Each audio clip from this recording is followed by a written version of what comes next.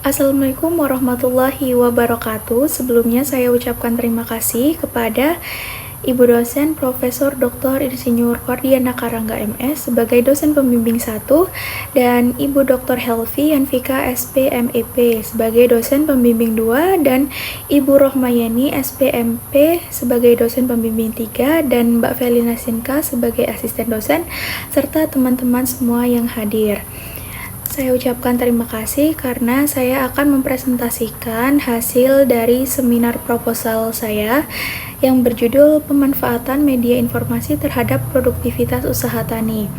Dengan saya, Isma Nur Afni, dengan NPM 231421148. Dan langsung saja, yaitu latar belakang yang saya ambil yaitu teknologi, dan yang kedua ada media informasi, yang ketiga ada kendala akses teknologi, yang keempat ada pengaruh media informasi, dan yang terakhir ada produktivitas usaha tani. Di sini rumusan masalahnya ada 3. Yang pertama yaitu bagaimana tingkat pemanfaatan media informasi pertanian di kalangan petani dalam memperoleh pengetahuan pertanian. Yang kedua, apa saja faktor-faktor yang mempengaruhi petani terhadap penggunaan media informasi dalam meningkatkan produktivitas usaha taninya. Dan yang ketiga yaitu sejauh mana penggunaan media informasi pertanian berdampak terhadap perubahan praktik pertanian yang dilakukan oleh petani. Untuk tujuan penelitian saya yaitu ada 3. Yang pertama yaitu mengetahui tingkat penggunaan media informasi pertanian di kalangan petani sebagai sumber pengetahuan pertanian. Dan yang kedua yaitu menganalisis faktor-faktor yang mempengaruhi petani terhadap penggunaan media informasi pertanian. Dan yang ketiga yaitu mengetahui perubahan praktik pertanian yang dilakukan petani setelah menggunakan media informasi dalam peningkatan produktivitas usaha taninya. Selanjutnya ada manfaat penelitian yang dimana ada 3. Yang pertama, penelitian ini dapat membantu petani memahami bagaimana memanfaatkan media informasi pertanian secara optimal untuk meningkatkan pengetahuan dan keterampilan mereka. Untuk yang kedua, yaitu memberi pasukan bagi penyuluh, instansi pemerintah, dan lembaga penyuluhan dalam merancang strategi mengenal media di mana yang paling efektif digunakan.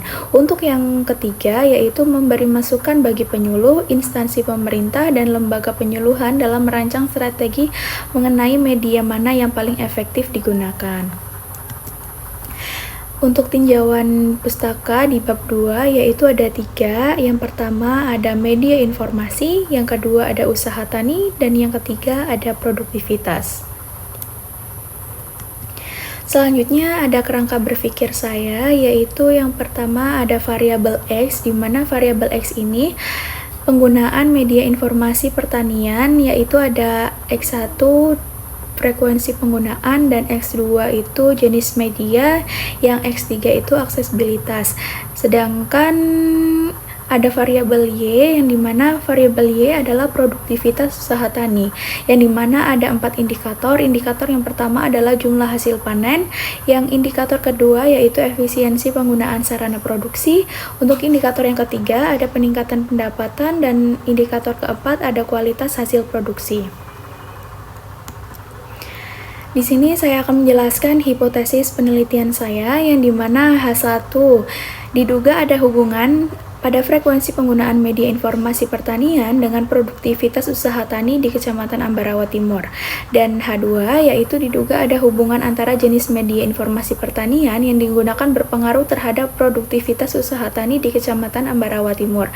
Sedangkan H3 yaitu diduga aksesibilitas dan kemudahan penggunaan media informasi pertanian berpengaruh terhadap peningkatan produktivitas usaha tani di Kecamatan Ambarawa Timur. Untuk metodologi penelitian di bab 3, lokasi penelitian saya yaitu bertempat di Ambarawa Timur, Kabupaten Pringsewu, dan lokasi ini dipilih secara sengaja atau purposif. Untuk responden saya yaitu sebanyak 50 orang petani desa di Ambarawa Timur. Untuk waktu penelitiannya dari bulan November sampai Desember 2025. Untuk jenis dan metode yang untuk dikumpulkan datanya, yaitu yang pertama ada data primer dan data sekunder. Data primer merupakan jenis data yang diambil secara langsung dari responden atau yang berupa kuesioner, dan data sekunder merupakan data yang diambil dari data-data yang sudah ada, misal dari jurnal, artikel, atau dokumen. Untuk teknik analisis data, yaitu saya menggunakan dua, di mana analisis deskriptif dan analisis uji regresi.